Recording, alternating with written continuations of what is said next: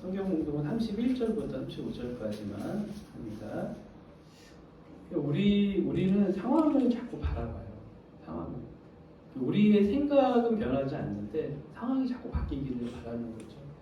근데 우리 모든 일은 생각이 달라지면 달라지는 거죠. 생각이 달라지면. 그래서 하나님을 만난 후로 하나님을 경험할 때 인간은 진정으로 변화를 시작하죠. 야곱도 하나님을 만난 후 하나님을 경험하고 그 인생이 이제 그렇죠?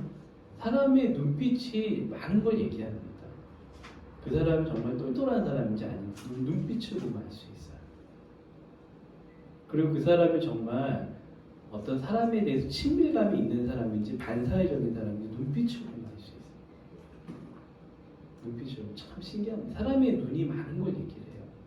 근데 레아가 약간 좀 어벙벙했나 봐요.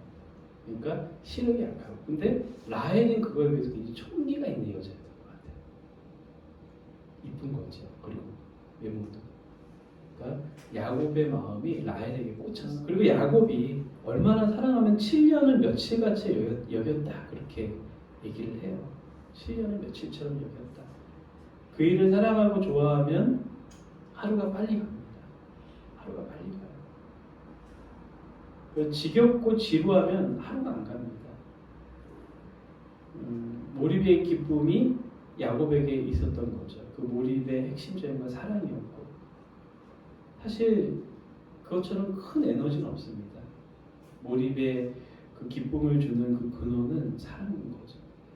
그래서 우리가 몰입의 경험을 하는 사람은 인생에서 이제 성장합니다.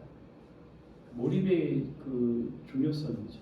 학습도 몰입하는 사람들 학습력이 성장해 가요. 학습에 몰입할 수 있는 사람들. 근데 지겹게 공부하는 사람들은 한계를 뛰어넘지 못합니다. 그냥 그 한계까지 가는 거예요. 부모가 학원 가라니까 가고 억지로 공부하고 이런 사람들은 그 한계를 뛰어넘지 못해요. 근데 학습에서도 몰입의 기쁨을 아는 사람들은 한계를 뛰어넘습니다. 몰입이 성장을 갖고 오기 때문에. 학습뿐만이 아니라 우리 삶의 삶 자체가 그래요. 하나님의 사랑이 몰입된 사람은 인생 기쁨이고 지루하지 않습니다. 근데 나를 망하게 하는 것에 몰두된 사람들은 인생이 무너져 내리는 거죠.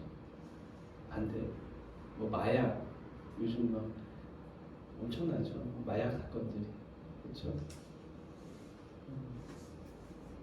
인터넷, 컴퓨터, 게임 이런 거에 몰두돼 있다 보면은 자기가 인생이 무너져 내리는 것을 몰라요.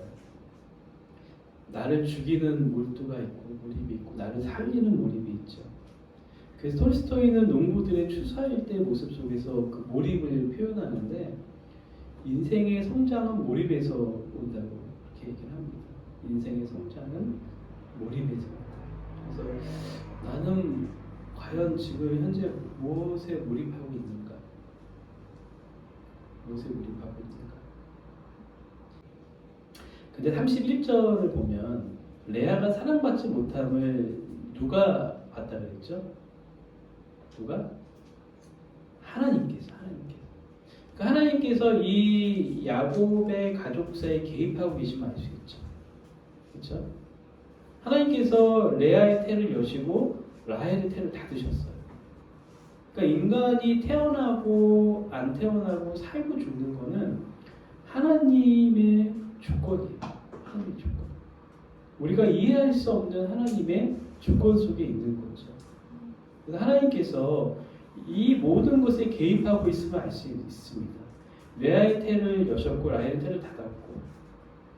그래서 이제 첫째 아들 레아가 첫째 아들 루벤을 낳고 둘째 아들 시므온을 낳고 셋째 아들 레위를 낳고 넷째 아들 유다를 낳고 굉장히 그 기라성 같은 이름들이죠. 이스라엘의 시조가 되는 엄청난 이름들을 지금 낳고 있습니다. 사람이 다 가질 수는 없는 것 같습니다. 라헬이 야곱의 사랑을 받았지만 태가 다쳤어요. 레아는 사랑받지 못했지만 자녀를 통해서 위로를 받았고 그 야곱의 12아들 중에 첫째에서 넷째가 레아에게 좀 낳죠.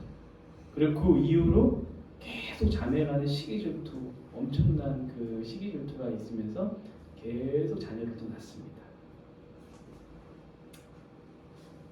근데 결국은 큰 인물은 사랑하는 라헬에게서 낳죠. 요셉.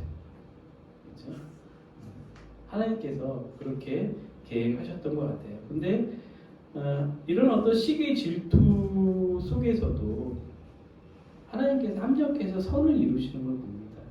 그 후에 일어날 지금 사실 이게 비극의 전주곡들이거든요. 이 자식들이 이렇게 태어나는 게뭐 몸종을 통해서 레아를 통해서 라헬을 통해서 또 라헬의 몸종을 통해서 계속 자녀들이 낳는데 사실 이거 비극의 전주곡이에요. 나중에 요셉이 어떻게 됩니까? 요셉이 그 배다른 형제들의 그 시기와 질투를 한 몸에 받잖아요. 그렇죠?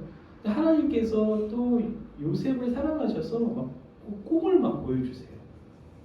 형이 벼친다는데 자기 벼친다는데 이렇게 절하고 막 그러니까 자기가 형들이 자기를 섬기는 꿈을 하나님께서 막 보여주시는 거예요. 그러니까 그거를 또 어리니까 미숙하니까 막 또 얘기를 하는 거예요. 그러니까 형들이 가만히 있습니까? 네가 오라고 하면서 막 엄청난 시기 질투가 있었던 거죠. 가족으로부터 모함과 시기와 질투를 받고 나중에는 버림을 받고 요셉이 죽임을 당하는 위기까지 가죠. 그렇죠? 나중에 그 형제들이 죽이려고 했잖아요, 요셉을. 엄청난 사건이에요, 사실. 근데 인물은 그런 데서 나옵니다.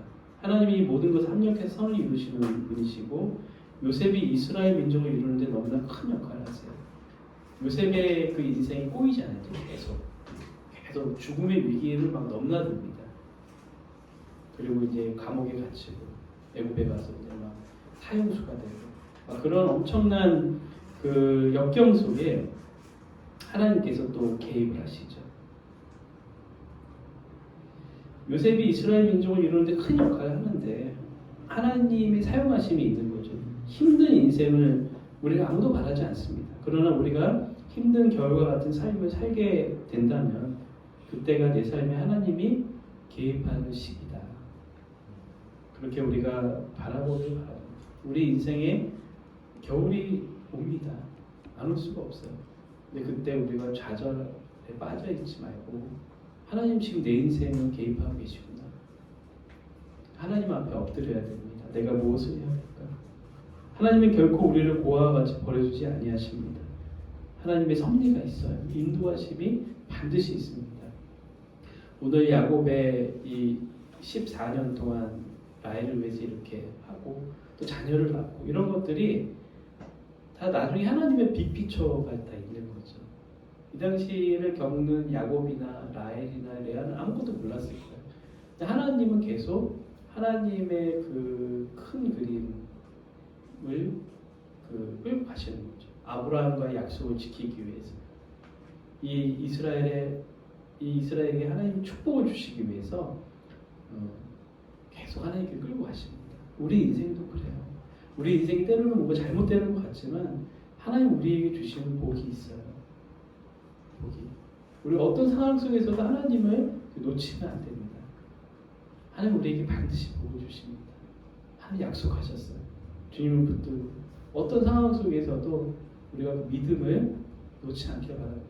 작은 실패에 그냥 넘어지고 엎드려지고 포기하고 절망하고 좌절하고 거기서 빠져갖고 난 끝났어 이렇게 하지 않기를 바라요. 하나님은 우리를 복을 주세요. 역경은 나를 복을 주기에 하나님의 통로가 됩니다. 하나님을 바라보시기 바랍니다. 끝까지 우리가 오늘 야곱의 이 본문을 통해서 우리가 그것을 우리가 깨달을 수 있었으면 좋겠어요. 우리가 함께 기도합니다. 하나님 아버지